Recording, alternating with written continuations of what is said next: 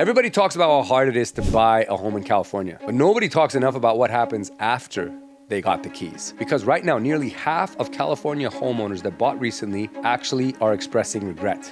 That's right, they wish they hadn't done it. And that regret has nothing to do with the paint colors or the granite countertops. It's financial stress, hidden costs, bad loan structure, overextending, insurance spikes, and maintenance surprises. In other words, people aren't regretting the dream of home ownership, they're just regretting how they entered the dream. Now, the first place we're gonna start is the hidden cost trap. Now, before we do that, let me just quickly remind you who I am. And my name is Arjun Dhingra. I am a mortgage veteran of about 25 years in this industry. I've helped thousands of people relocate anywhere in the country, but a lot here in the San Francisco Bay Area, whether they are families, individuals, or investors breaking into a tough market. And if we can be of any help to you in the way of strategy or execution, please reach out to me on Instagram at Arjun Mortgage. Me and my team would be honored to help you guys in any way that we can. And make sure to follow us on not only this channel, so please like and subscribe, but also on Instagram, where I put out a lot of content around the California market and financial literacy in general. Now let's get back into the topic. Now, most buyers are completely fixated on the monthly expense. What is it going to cost me to own this home month to month? But they completely underestimate the true cost of owning a home. There are insurance considerations, property taxes, maintenance. And if you're here in Northern California, most all homes come with a good amount of deferred maintenance. Utility costs, again, which are not cheap, HOA expenses in condos, and then emergency repairs, which will pop up from time to time. Then you got the California insurance, otherwise known as the hammer. California homeowners insurance has become one of the biggest financial shocks when it comes to home ownership. Now, there are a lot of things that are affecting it. The FAIR plan has been put in place to help people as a backstop because so many companies have pulled out of the state of California. Now, we're hopeful that that will change as the business climate improves here. But over the last few years, this has been a major issue, including for me personally. I've had to change insurance carriers 5 times in the last 7 years. You've got fire zones, rate increases from the few companies that are left, and then catastrophe models that are all jacking up these insurance premiums. I've seen buyers fall in love with a home and then get slapped in the face by the insurance quote. And this is why I constantly advise my clients, make sure you completely calculate the cash to close and the full monthly expense, which includes property taxes and insurance, before getting emotionally committed to that house. Now, this next section is one of my favorites. It's the HGTV fantasy. Just because people watch so much, and those shows are addicting, just look at the ratings on that channel. People think that they can just fix up a home and it's going to be as easy as what they watched on television. But HGTV lied to an entire generation. It really did. TikTok renovations really became popular, but also gave people a major sense of false security. There was do-it-yourself culture that really took off. Like, anybody can do this. Just go to Home Depot and you'll be able to fix this up on your own.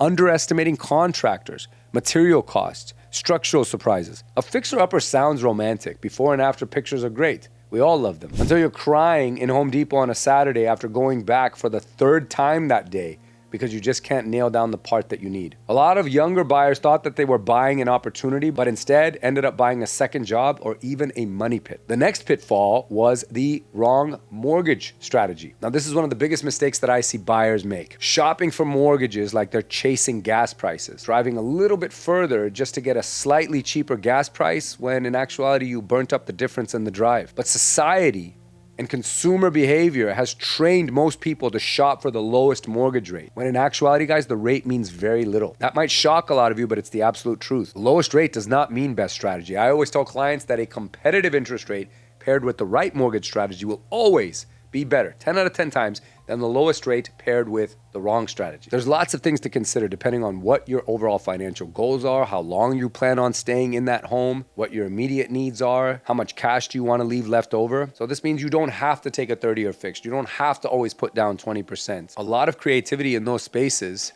such as looking at shorter term loans like adjustable rate mortgages with more attractive rates or putting down less than 20%. And don't worry, guys, PMI is not a bad set of words or a bad acronym. In fact, many wealthy buyers use it to their advantage. But the true reality is that most people only stay in a home for about 5 to 7 years, and they end up getting an opportunity to refinance it somewhere within 3 and 5 years.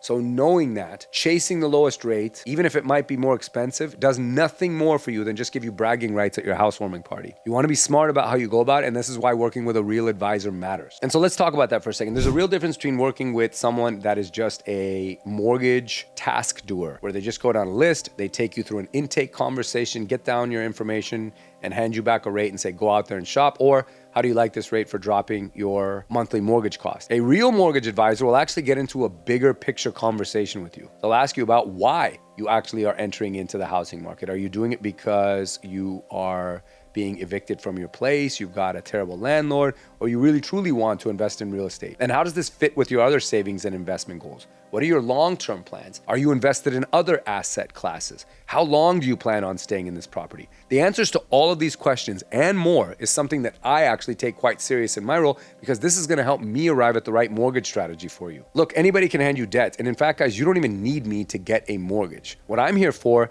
is your actual mortgage strategy. If you want just a mortgage, you can go online and get them. It's as simple as applying for a credit card these days. But considering that this is the largest indebtedness that you will probably take on in your life, I don't think you want to trust some online operator or a call center lender to help you with that. We're talking about borrowing hundreds of thousands or even millions of dollars here. And so you want someone that understands all the nuances and helps put up all the mirrors for you when it comes to your financial risks involved. Now, this Bay Area market can give people a lot of FOMO, and it can emotionally bully you sometimes into buying because you see other people doing it. You're constantly hearing about how it's so hard to get ahead here financially, and the only way to do it is by owning assets. And the easiest asset for most people to gain access to, even though it's not easy to enter into, but the one that's most immediate, is housing. Now, when you actually do decide to enter the market, it doesn't mean that you do so recklessly or that you're just going to buy anything that's out there. You have to be realistic about it, don't get me wrong. But you need to be smart and not waive all of your contingencies. You need to be very cautious and protect your money. Don't stretch your budgets. And also, again, kind of like my mortgage advisement conversation that I have with you, are you doing this because everyone else is doing it, or you feel pressured to do it, or because you're being evicted? Have an honest discussion about those things. And also, don't get trapped in any sort of competitive exhaustion. One thing that martial arts taught me is that emotional overextension gets you punished fast. When you panic, you lose leverage, you lose discipline, you stop thinking strategically, and that's exactly what's required to actually break through in this market and win. The goal here is not to just win the house. The goal is to still love your life after you move in, to feel proud of yourself and the fact that you were one of the few people that actually broke into this market, because it is a huge accomplishment to do so. So here's what smart buyers are doing in this market. The smart ones are slowing down emotionally and they're speeding up strategically. They're making sure that they have been fully underwritten when it comes to their approval. They're showing some serious budget discipline, flexing their liquidity reserves, living within their means or having a lower DTI comfort level. They're stress testing their affordability, and they're thinking long term. Just because the bank says that you can technically afford X amount of a payment at Y price doesn't mean that you need to extend or push yourself to both of those limits. The last thing you want is to have buyer's remorse like 50%, like so many California buyers have sadly expressed. Now, I personally take a lot of responsibility as an industry for it. I can tell you that I have talked multiple buyers just recently out of buying a home because I knew they weren't actually financially ready for it and they were doing it for all the wrong reasons. But I think our industry, whether it's real estate or mortgage lending, can sometimes put this false illusion or dream around this and that you must do it, otherwise you're a failure. Or if you are renting, you are absolutely wasting money and you should not be flushing it down the toilet. Some people just aren't meant to own. Others are just not ready for it right now. Some don't have the discipline or the stomach for everything that's involved with it because it's not for the faint of heart. And it's not an easy thing, and it's a huge responsibility that you need to be prepared for. So look, guys, buying a home in California is hard enough already. And like I said, you don't want to have that stress after you've bought. You want to go into it with your eyes wide open, feel really confident about this decision you're about to make, and then feel even happier about it after you've won. And those are the people that avoid the regret in this market. They're not the richest ones. They were the ones that were the most strategic going into it. So if you are thinking about buying and you do not want to end up with any sort of regret or buyer's remorse, and you want to work with somebody who gets the entire picture and is going to make sure you do too, then make sure you send me that DM on Instagram at Arjun Mortgage so that we can take a closer look at this for you. I take it very seriously, and protecting your money is my #1 job and sole responsibility, and I'd be honored to work with you. So I hope you guys found this video useful as you're keeping your eyes out there for opportunities in this California market. Stay tuned for more updates and useful content like this, and I'll catch you guys on the next video.